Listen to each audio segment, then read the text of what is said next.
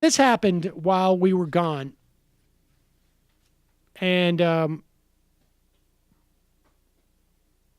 United States at the United Nations abstained from a UN Security Council vote on condemnation of settlements in the West Bank, of existing settlements.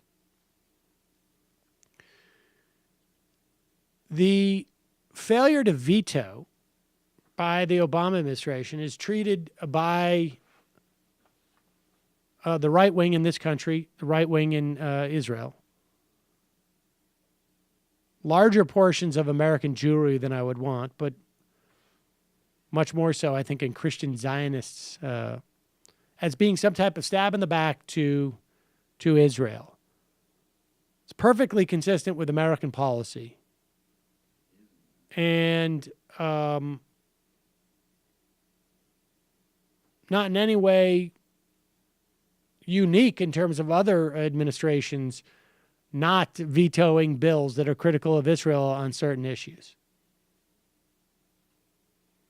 And but I think to a large extent, this is an Obama attempt to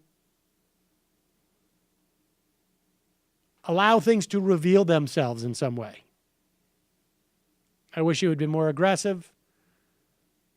But here's John Kerry also trying to make the point by arguing that the two-state solution is now in jeopardy. I mean,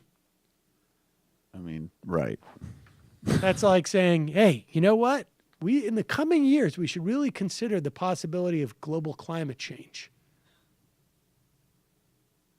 But here he is saying it, trying to walk up to the line, although not saying what is in reality the truth. He said this on December 28th. Like I said, the good news this week is that Bibi Netanyahu got a visit from anti-corruption authorities in Israel. One can only hope. You're Jewish? But we'll see. Here's There are a similar number of Jews and Palestinians living between the Jordan River and the Mediterranean Sea. They have a choice. They can choose to live together in one state, or they can separate into two states. But here is a fundamental reality. If the choice is one state, Israel can either be Jewish or democratic. It cannot be both. And it won't ever really be at peace. Moreover, the Palestinians will never fully realize their vast potential in a homeland of their own with a one-state solution.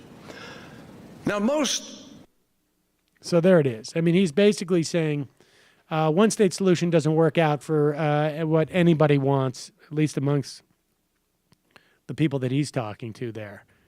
And a two-state solution is in jeopardy. And, you know, I mean, this goes back to, like, Ehud Olmert, who's in jail now, actually, who, if any, I would prefer Netanyahu in jail than him, whatever the legitimate, I mean, he was corrupt and did terrible things. But in 2007, he said, if the two-state solution collapses, which he's like the last person who could even remotely credibly say that there was a potential of that even happening under his watch, then, quote unquote, Israel would face a, quote, South Africa-style struggle for equal voting rights as soon as that happens.